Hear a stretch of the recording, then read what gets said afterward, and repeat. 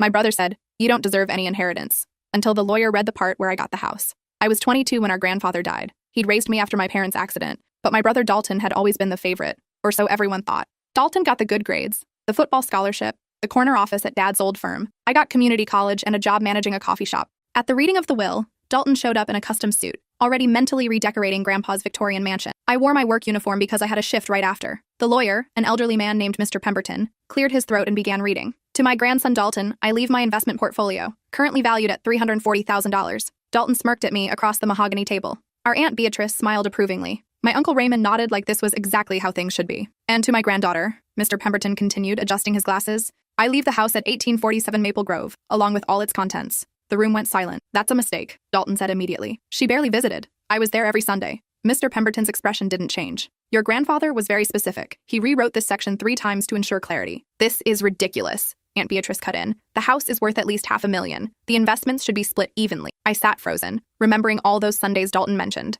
The ones where he'd show up for an hour, check his phone constantly, then leave claiming work emergencies. Meanwhile, I'd spent Tuesday and Thursday evenings there after my shifts, helping Grandpa organize his books, listening to his stories, learning to make his terrible coffee exactly how he liked it. There's more, Mr. Pemberton said, pulling out a letter. Your grandfather left instructions that this be read aloud, he began. Dalton, you visited out of obligation. You never asked about my day, my health, or my life. You calculated your inheritance every time you walked through my door. But my granddaughter, she came because she wanted to. She listened. She cared. The house goes to the one who made it feel like home. Dalton's face turned red. This is garbage. She manipulated him. Probably put ideas in his head when he was senile. Your grandfather, Mr. Pemberton said coldly, had complete mental capacity. I witnessed these revisions personally over 6 months. I'm contesting this, Dalton announced, standing abruptly. You're welcome to try. Mr. Pemberton slid a thick folder across the table. But your grandfather anticipated that. He documented everything, including recordings of your visits where you explicitly discussed selling the house the moment he died. The color drained from Dalton's face.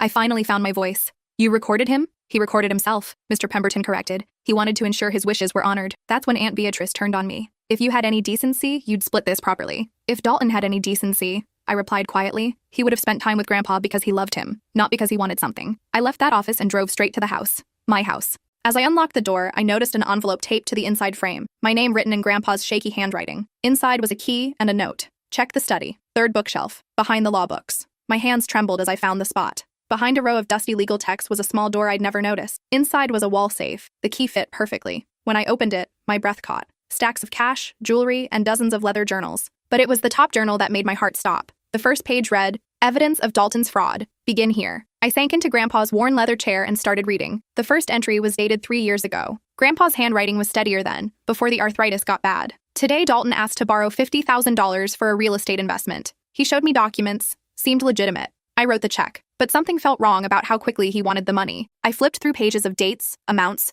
and Grandpa's growing suspicions. He'd hired a private investigator. The copies of bank statements were paper-clipped to the pages. Dalton hadn't invested anything. He'd been gambling, sports betting, poker games, online casinos. The $50,000 was gone in 6 weeks. But that wasn't all. Dalton returned today asking for another $30,000, said the investment hit a snag and he needed to cover closing costs. I gave it to him, but I've started keeping records of everything. Page after page documented Dalton's lies. The amounts grew larger. $75,000 for a business venture that didn't exist. $100,000 for a down payment on a property he never bought. Each time, Dalton provided fake documents, forged signatures, created elaborate stories. Over 3 years, Dalton had taken nearly $400,000 from Grandpa. The investment portfolio he'd inherited today, that was what remained after Dalton bled him dry. My phone buzzed. Dalton's name flashed across the screen. I let it go to voicemail. Then another call from Aunt Beatrice. Then my uncle. I silenced my phone and kept reading. Grandpa had known everything. He'd documented every lie, saved every fake document, kept copies of every check. But he'd never confronted Dalton. Instead, he'd quietly changed his will, making sure I got the house and everything in it, including the evidence that would destroy my brother's carefully constructed life. The last entry was dated 2 weeks before Grandpa died. I'm tired of fighting the cancer. The doctors say it's spreading faster than they thought, but I've made sure my girl will be taken care of. I've made sure the truth can't be hidden. Dalton thinks he's clever, but he forgot that I was a prosecutor for 30 years. I know how to build a case. Let him have the money that's left. She gets the house, she gets the truth, and she gets to decide what to do with it.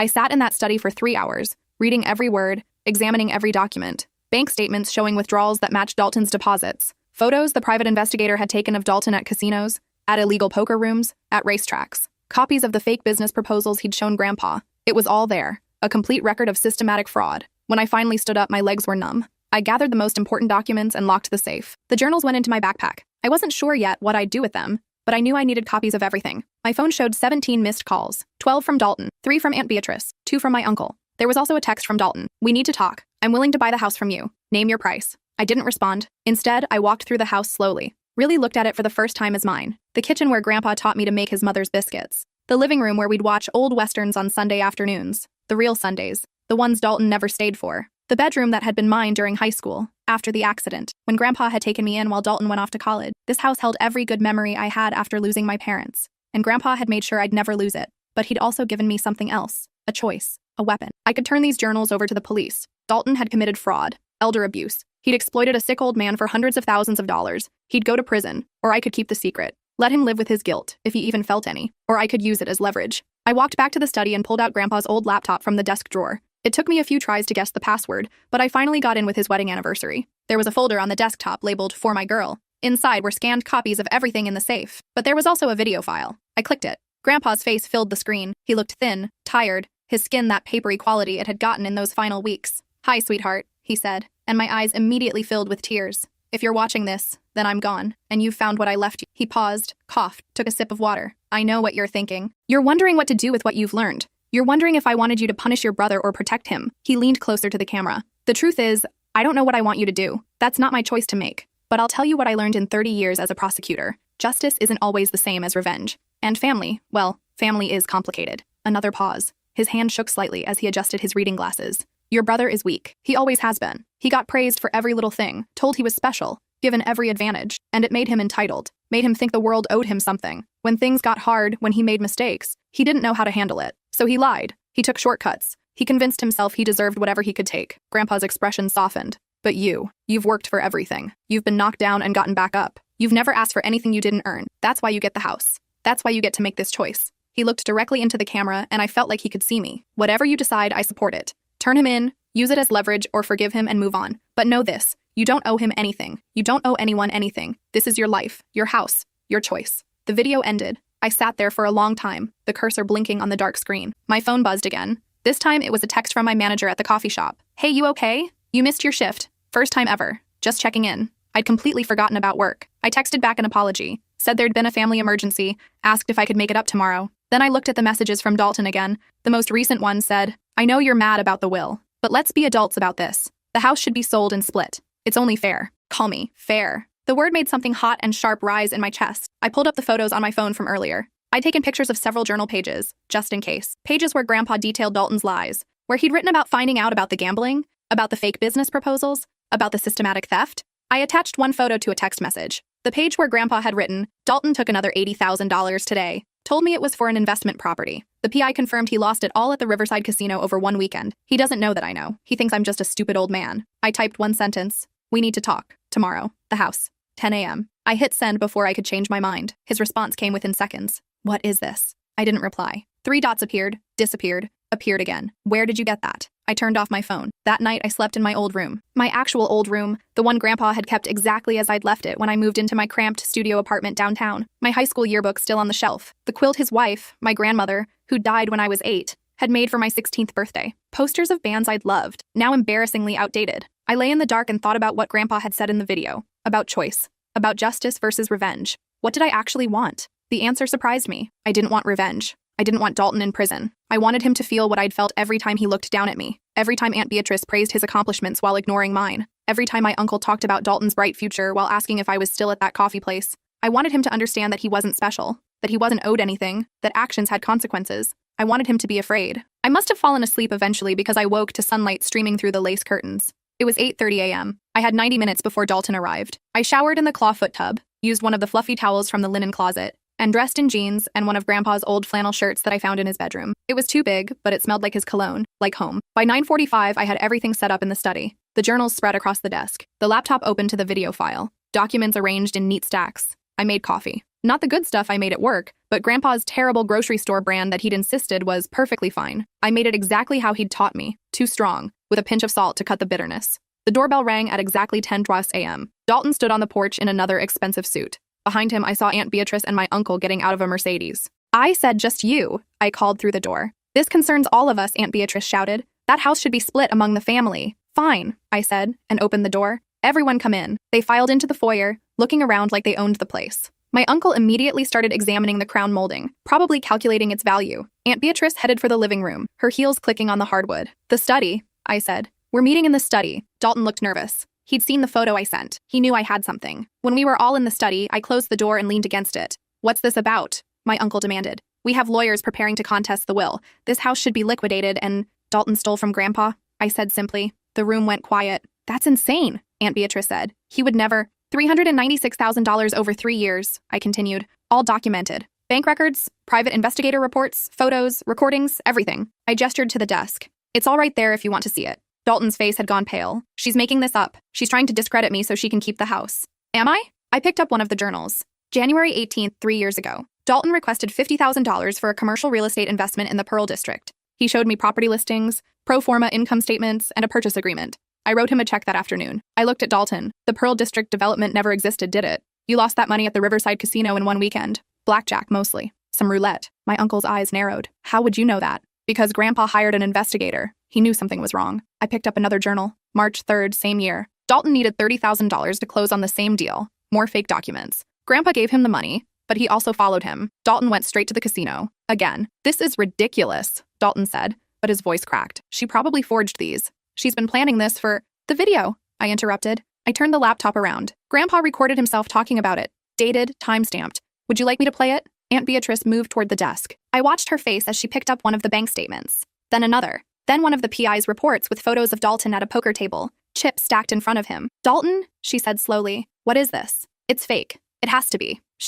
This is your signature. My uncle was holding one of the fake business proposals. I've seen your signature 1,000 times. This is yours. Dalton's mouth opened and closed. He looked at the door, at me blocking it, at the document spread across the desk like evidence at a trial. I can explain, he finally said. Please do, I said. Explain how you took nearly $400,000 from an old man dying of cancer. Explain how you fabricated documents and forged signatures. Explain how every Sunday visit was just another opportunity to steal from someone who loved you. He had plenty of money, Dalton burst out. He was just sitting on it. I had debts. You had a gambling problem, I finished. And instead of getting help, you decided to rob your dying grandfather. Aunt Beatrice sank into a chair. My uncle was reading through another journal, his face getting redder with each page. You told us the investment portfolio was smaller because of medical expenses, my uncle said quietly. You said he'd spent down his savings on treatments. The medical expenses were covered by insurance, I said. Grandpa kept those records too. Medicare covered almost everything. The money disappeared because Dalton stole it. Dalton looked at each of them, panic finally setting in. Okay, he said. Okay, I made mistakes. I had some problems. But family protects family, right? We keep this between us. Nobody needs to know. You mean like how you protected Grandpa? I asked. Like how you protected him by stealing his retirement savings while he was dying? That's different. I was going to pay him back. Once things turned around, things never turn around for addicts who don't get help, I said. Grandpa wrote about that too. He saw you spiraling. He tried to talk to you about gambling addiction. You told him to mind his own business. I pulled out one more journal, the one from 6 months before he died. Here, November 14th. I told Dalton I was concerned about his behavior. Asked if he needed help with a gambling problem. He became enraged, said I was senile and paranoid. Said if I ever accused him of such things again, he'd have me declared incompetent and take over my finances. He actually threatened me, his own grandfather. Aunt Beatrice made a sound like she'd been punched. You threatened him? She whispered. I didn't. That's not. Dalton was stammering now. He misunderstood. I was just. There are recordings, I said softly. Grandpa recorded that conversation too. Would you like me to play it? Dalton lunged at the desk, trying to grab the laptop. I'd expected something like this. I stepped aside and he crashed into the chair instead. My uncle caught him by the arm. Enough, my uncle said. His voice was cold. Sit down, Dalton. This is insane. She's manipulating all of you. Can't you see what she's doing? What I see, my uncle said, is documented evidence of elder abuse and fraud. What I see is that father knew exactly what you were doing and made sure she got the house because he trusted her, not you. He looked at me. What do you want? To press charges? I'd been waiting for that question. I want to make something very clear, I said, looking directly at Dalton. You think I manipulated Grandpa? You think I don't deserve this house? Let me tell you what I did. I walked to the window, the one that looked out over the garden where Grandpa and I had planted tomatoes every spring. I visited him twice a week, every week for 4 years. I listened to the same stories over and over because he forgot he'd already told them. I helped him sort his medications when his hands got too shaky. I drove him to appointments when you were too busy. I sat with him during chemo when he was terrified and alone. I was there. I turned back to face them. And you know what? I didn't do any of it for this house. I did it because I loved him, because he took me in when I had nobody else, because he never made me feel like I was less than my perfect brother. My voice cracked on that last word. So no, I don't think I manipulated him. I think he saw exactly who both of us were, and he made his choice. Aunt Beatrice was crying quietly. My uncle was staring at the floor. Dalton just looked angry. "So what now?" he said. "You're going to destroy me? Send me to prison? Ruin my career?" "Your career?" I laughed, and it came out bitter. "You mean the job at Dad's old firm? The one you got because Uncle Raymond made a phone call? The one where you've been coasting on the family name for 6 years?" I picked up one more document from the desk. Grandpa looked into that too. "Did you know you're one bad quarter away from being fired? That your billable hours are in the bottom 10%? That the partners keep you around out of respect for Dad, not because you're any good?" Dalton's face went white. That's private. Nothing's private when you're stealing from someone. Grandpa wanted to know where all his money was going, so he looked into your life, and he found out that you're failing at everything. Your job, your finances, your relationships. The only thing you're successful at is lying. I sat on the edge of the desk. "Here's what's going to happen. You're going to leave. All of you. You're going to drop the will contest. You're going to stop spreading rumors that I manipulated Grandpa. And you're going to get help for your gambling addiction. And if I don't," Dalton said, "then I give this to the police, and the State Bar Association, and your firm, and anyone else who might be interested in your creative bookkeeping." I let that sink in. "But if you do what I'm asking, this stays between us. You get to keep your job such as it is. You get to keep pretending to be the golden child. You just don't get to keep lying about who deserves what." "This is blackmail," Dalton said. "No," my uncle said quietly. "This is mercy, which is more than you deserve." He stood up, looking older somehow. "I'm sorry," he said to me. "We should have seen it, should have known, but we were so proud of him that we didn't want to look too closely." Aunt Beatrice stood too, wiping her eyes. "Your grandfather was right," she said, "about everything. The house should be yours. I'm sorry we made you feel otherwise." She looked at Dalton with something like disgust. "Get help, Dalton, before you lose everything." They left together, leaving just Dalton and me in the study. He stared at the documents, at the evidence of his theft spread across Grandpa's desk. When he finally spoke, his voice was flat. "You could have just told me, could have talked to me about it. We could have worked something out." "Like you worked things out with Grandpa?" I asked. "Like you worked out, stealing from him every time he trusted you?" He flinched. "I have a problem, I know that. But I never meant to hurt him. But you did. You hurt him and you didn't care because you thought you were entitled to his money. Just like you thought you were entitled to this house." I walked to the study door and opened it. "Get help, Dalton. Real help. Therapy, Gamblers Anonymous, whatever it takes. Because right now, the only reason you're not in handcuffs is because Grandpa loved you despite everything you did." He walked to the door, stopped beside me. "I hate you," he said quietly. "No, you don't," I replied. "You hate that I know the truth. There's a difference." After he left, I locked the door and went back to the study. I carefully packed all the journals, all the documents, into a fireproof safe I found in the basement. I made copies of everything and stored them in 3 different locations. Then I called Mr. Pemberton. "Miss Cole," he answered on the first ring. "I was expecting your call. How did it go?" "They know everything. They're dropping the contest." "Good. Your grandfather would be pleased." There was a pause. "He left something else for you," Mr. Pemberton said. "I was instructed to wait a week after the will reading before telling you." "What is it?" "A trust fund, separate from the estate. He'd been setting it aside for years, specifically for you to go back to school if you wanted, or start a business, or whatever you dreamed of doing." My hands started shaking. "How much?" $80,000. "It's yours. No strings attached. He just wanted you to have options." I ended the call and sat in Grandpa's chair, in my house, and cried for the first time since he died. Not sad tears, grateful ones. He'd known. He'd always known who I was and what I needed, and he'd made sure I'd be okay. That was 6 months ago. I'm sitting in the study right now writing this. The house is mine, legally and completely. Dalton got treatment. Aunt Beatrice made sure of it, threatened to cut him off entirely if he didn't. He's been clean from gambling for 4 months. We don't talk, but I heard through my uncle that he's doing better. I quit my job at the coffee shop, used some of the trust fund to take classes in restoration and preservation. Turns out I'm good at it, really good at it. I've been fixing up the house, slowly, carefully, learning as I go. I also started teaching basic home repair classes for people who want to learn. The community center lets me use their space for free. Most of my students are women, older women especially, who want to know how to fix their own homes instead of paying someone or relying on family members who might not show up. I think Grandpa would have liked that. The passing on of knowledge, the self-sufficiency. Last week I got a letter from Aunt Beatrice. She apologized again, said she'd been blind to Dalton's problems because it was easier than admitting the golden child was tarnished. She asked if she could visit sometime, bring old photos of my parents that she'd been storing. I said yes, because here's what I learned from all of this. Grandpa didn't give me the house just because I visited him. He gave it to me because he knew I'd understand what it meant, that it wasn't about money or value or investment potential. It was about having a place to belong, about having something that was mine, that nobody could take away, that I'd earned not through manipulation or theft, but through actually caring. The house was never the inheritance. The real inheritance was knowing that someone saw me, really saw me, and thought I was enough. I still make Grandpa's terrible coffee, still too strong, still with that pinch of salt. I drink it every morning in the study, sitting in his chair, looking at his books.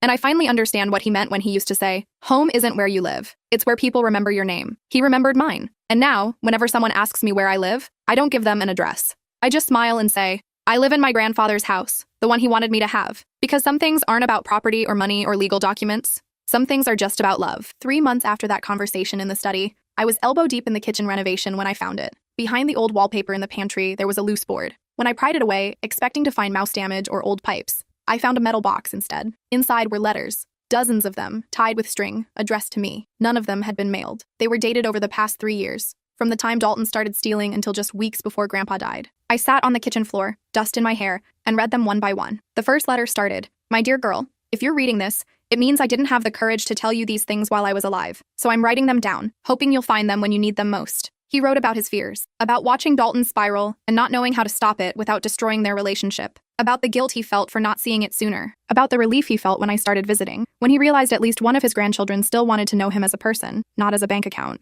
"I was a prosecutor for 30 years, one letter read. "I put away murderers, thieves, con artists. I thought I understood human nature, but I didn't understand how good people could do bad things when they convinced themselves they deserved better. I didn't understand how easily love could be mistaken for permission to take." Another letter from about a year ago. "Today you told me about getting passed over for that promotion at the coffee shop. You didn't cry or complain, you just said you'd work harder, prove you deserved it next time. Dalton would have thrown a fit, blamed his boss, quit in dramatic fashion. You just quietly decided to be better. That's when I knew for sure you should get the house. Not because you needed it more, but because you'd appreciate it more. You'd see it as a responsibility, not just an asset." The last letter was dated 2 weeks before he died. His handwriting was barely legible, shaky from the pain medication. "I'm writing this from the hospital. They say I have days, maybe a week. I asked the nurse to bring me paper because there's one more thing I need you to know. You're going to feel guilty. When you find out what Dalton did, when you see how much he stole, you're going to wish you'd known sooner. You're going to think you could have stopped it, could have helped him before it got so bad. Don't. This wasn't your responsibility. You were just a kid when it started. And even as an adult, it wasn't your job to save your brother from himself. I was the adult.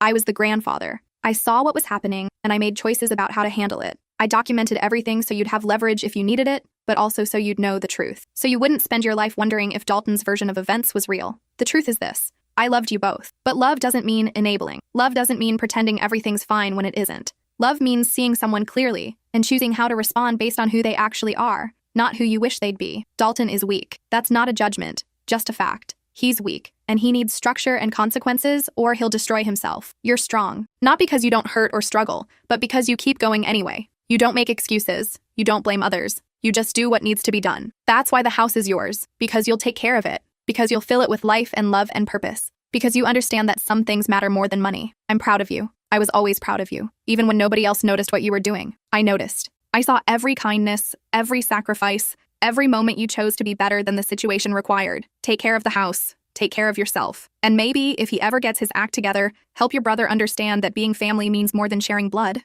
It means showing up. It means caring. It means being there when it's hard, not just when it's convenient. I love you. I'm sorry I won't be there to see what you do with your life, but I already know it'll be something good, because that's who you are. All my love, Grandpa. I sat on that kitchen floor and cried until my throat hurt. Then I carefully folded the letters, put them back in the metal box, and placed them in the safe with all the other documents. Some things needed to be kept together. The evidence of betrayal and the evidence of love, side by side, because that's what family was. Complicated, painful, beautiful, real. I finished the kitchen renovation that weekend, painted the walls a soft yellow that made the morning light dance, installed open shelving where I could display Grandpa's old dishes, fixed the leaky faucet that had been driving him crazy for years. When I was done, I invited Aunt Beatrice over. She brought the photos she'd mentioned, albums full of pictures from before my parents died, photos of my dad as a kid, my mom on their wedding day, me as a baby being held by grandparents I barely remembered. We sat at the newly refinished kitchen table, the one Grandpa had eaten every meal at for 40 years, and she told me stories about my dad, about what Grandpa had been like as a father, about family before things got complicated. "He talked about you constantly those last few months," she said, "about how you reminded him of your grandmother, patient, kind, stubborn in a quiet way." She pulled out one more photo, separate from the albums. "I found this in my mother's things after she died. She never showed anyone. It was a picture of Grandpa, much younger, in his prosecutor's robes. He was standing in front of the courthouse and written on the back in my grandmother's handwriting, 'First day, so proud. Remember why you started.' He kept that in his wallet," Aunt Beatrice said, "for 30 years. Because she wrote that to remind him that the law wasn't about winning cases or climbing the ladder. It was about protecting people who couldn't protect themselves, about standing up for what was right even when it was hard." She looked around the kitchen. "That's why he gave you the house. You understand what it means to protect something, to stand up for what's right, to do the hard thing because it's necessary." After she left, I hung that photo in the study, right above the desk where I'd confronted Dalton, a reminder of why integrity mattered, why doing the right thing was its own reward even when nobody was watching. The next few months were busy. I finished my restoration coursework and got certified, started taking on small projects, helping elderly homeowners fix their houses, teaching workshops at the community center, consulting on historical preservation projects. Word spread. Soon I was getting calls from all over the city, people who'd been taken advantage of by contractors, people who couldn't afford proper repairs, people who just wanted to learn how to take care of their own homes. I hired help. 2 women from my workshop who'd shown real talent. We turned the detached garage behind the house into a proper workspace, built shelves for tools, installed a workbench, created a classroom area for teaching. Grandpa's house became more than just a place to live. It became a hub, a resource, a place where people learned that they were capable of more than they thought. One afternoon, about 8 months after the will reading, I was teaching a class on basic plumbing when someone knocked on the workshop door. It was Dalton. He looked different, thinner, tired, less polished than before. "Can we talk?" he asked. I told my students to practice what I'd shown them and followed him outside. We stood in the garden, where Grandpa's tomatoes were just starting to ripen. I'd planted them in the spring, following the same pattern he'd taught me. "I'm sorry," Dalton said. "I know that's not enough. I know sorry doesn't fix what I did, but I need to say it anyway." I didn't respond, just waited. I've been in therapy, real therapy, not the court-mandated stuff, and GA meetings, and I'm starting to understand how messed up I was, how messed up I still am. He looked at the house. "I was so jealous of you. My whole life I was the favorite, the golden child, the one everyone expected great things from. And I knew, deep down, that I wasn't as smart or talented or special as everyone said. I knew I was just coasting on their expectations." He kicked at the dirt with his expensive shoes. "But you never got praised for anything. You had to work for every little bit of recognition, and you were genuinely good at things. You didn't need anyone's approval. You just did what needed to be done." A pause. "I think that's why I took the money, not just because I had gambling debts, but because if I could take something from Grandpa, something he was hiding from everyone else, then maybe I was special after all. Maybe I was clever enough to get away with it." "But you didn't get away with it," I said quietly. "No, I didn't. He knew the whole time, and he let me keep doing it because he was building a case, because he wanted you to have proof, because he knew I'd contest the will." Dalton finally looked at me. I read his will again, really read it. The part where he said I calculated my inheritance every time I visited. He was right. I did. I always thought about what I'd get, how I'd spend it, whether I deserved more than my share. "Why are you telling me this?" I asked. "Because you deserve to know that you were right. About everything. And because I'm trying to be better. Not for you, not for the family, for me. Because I'm tired of being the person I became." He reached into his pocket and pulled out a check. "This is $50,000. It's not the full amount I took, but it's all I have right now. I've been working extra hours, saving everything I can. I'm selling my car, downgrading my apartment, cutting every expense. It'll take me years to pay back the full amount, but I'm going to do it." He held the check out. "I'm not asking for forgiveness. I'm not asking for anything. I just want you to know that I'm trying to make it right." I looked at the check but didn't take it. "Keep it," I said. "Put it toward your therapy. Put it in savings. Use it to rebuild your life. Grandpa's money is gone. Trying to pay it back won't change what happened. But what Grandpa wanted was for you to get better, to understand why what you did was wrong, to become someone who wouldn't do it again." I gestured to the workshop, where my students were laughing at something, water spraying from a pipe connection they'd made wrong. "I don't need your money, Dalton. I have this. I have a business doing something I'm good at, something that helps people. I have a house that's mine. I have a life I built myself." I looked at him directly. "What I need from you is for you to actually change, to become someone Grandpa would have been proud of, not the person everyone expected you to be, but the person you could actually become if you stopped lying to yourself." Dalton's eyes were wet. "I don't know if I can. Neither do I said honestly. "But you won't know unless you try." He folded the check and put it back in his pocket.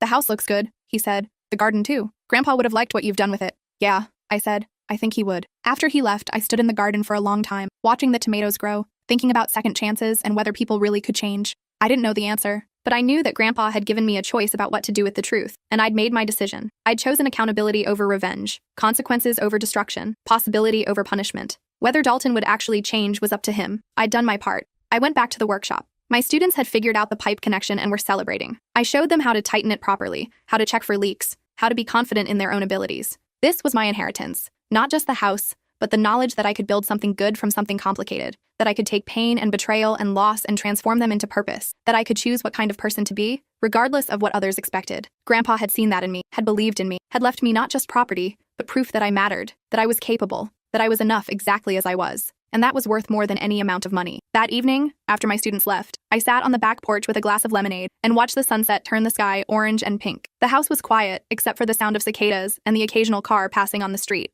My phone buzzed. A text from the community center director. 3 more people signed up for next month's workshop. You're going to need a bigger space soon. Another text from Aunt Beatrice. Found more photos. Can I bring them by this weekend? And one from my uncle. Dalton told me about your conversation. Thank you for giving him a chance to do better. Father would be proud of you. I set the phone down and looked at the house. My house. Silhouetted against the darkening sky. Every window glowed warm and golden. Every room held a memory, a purpose, a piece of the life I was building. Grandpa had given me more than an inheritance. He'd given me permission to be myself, to value different things than what society said mattered, to measure success not in dollars or prestige, but in impact and integrity and the quiet satisfaction of work well done. I'd thought the house was the gift, but the real gift was understanding that I'd already earned it long before he died. Not through manipulation or strategy, but simply by being present, by caring, by showing up. That was the lesson Dalton was still learning. That you couldn't fake love or fake integrity or fake genuine connection. That people knew the difference between someone who was there for them and someone who was there for what they could get. As the sky deepened to purple and the first stars appeared, I made a decision. Tomorrow I'd call Mr. Pemberton and ask him to draft something. Not a legal document, but a letter. One that would go with the house if anything ever happened to me. A letter explaining why the house mattered. Why keeping it in the family wasn't about money or tradition, but about understanding what it meant to have a place that accepted you completely. A place where your value wasn't contingent on success or achievement or meeting someone else's expectations. A place where you belonged simply because you were you. I'd pass that on to someone who understood it. Maybe one of my students whose eyes lit up when she successfully fixed a leaking pipe. Maybe a young woman who reminded me of myself at that age. Uncertain, overlooked, quietly capable. Maybe if he ever got his life together, to Dalton's kids, if he had them someday. So they'd know that family wasn't just about blood. It was about showing up, about caring, about being present in the hard moments, not just the easy ones. But that was future thinking. Right now, in this moment, the house was mine. The garden was mine. The workshop was mine. The life I was building was mine. And that was enough. I finished my lemonade, locked up the workshop, and went inside. The floorboards creaked in the familiar way as I walked through each room, turning off lights, checking windows, doing the nightly routine that Grandpa had done for 40 years and that I'd now taken over. When I reached the study, I paused. In the soft lamplight, I could almost see him sitting in his chair, reading one of his westerns, glasses perched on his nose. "Thank you," I whispered to the empty room, "for seeing me, for believing in me, for giving me this." I turned off the lamp and headed upstairs to my real room now. Not just a childhood memory, but an actual space I inhabited as an adult. Tomorrow I'd get up early and work on the bathroom renovation. Then I'd teach an afternoon class. Then I'd have dinner with Aunt Beatrice and look at more old photos. Life would continue. Simple, purposeful, mine. As I drifted off to sleep, I thought about Grandpa's last letter, about how he'd said he was proud of me, about how he'd known I'd do something good with my life. I hoped, wherever he was, he could see that I was trying, that I was taking the gift he'd given me and using it to help others, that I was living up to the trust he'd placed in me. But more than that, I hoped he knew that I'd learned the real lesson he'd been trying to teach, that inheritance wasn't about money or property or things you could hold in your hands. It was about values, about integrity, about choosing to be someone who showed up, who cared, who made the world a little bit better simply by being in it. That was the inheritance that mattered. And it was one I'd carry with me for the rest of my life. The house on Maple Grove still stands today. If you drive by, you'll see it's well-maintained, loved, lived in. You'll see the workshop in back, often with people coming and going, learning and building and discovering they're more capable than they knew. You'll see tomato plants in the summer, exactly where they've always been, growing in the same spot where an old prosecutor once taught his granddaughter that some things were worth tending carefully, season after season, year after year. You'll see a home, not just a structure, but a real home, the kind that accepts you as you are, the kind that remembers your name, and if you're very lucky, you'll understand what it took to preserve it. Not money or strategy or legal maneuvering, but something much simpler and much harder. Just showing up, just being there, just caring enough to stay. That's the story of how I got my inheritance. Not the one that was spelled out in a legal document, but the one that really mattered. The inheritance of knowing I was enough, exactly as I was, exactly as I am. And no one, not even my brother, could ever take that away.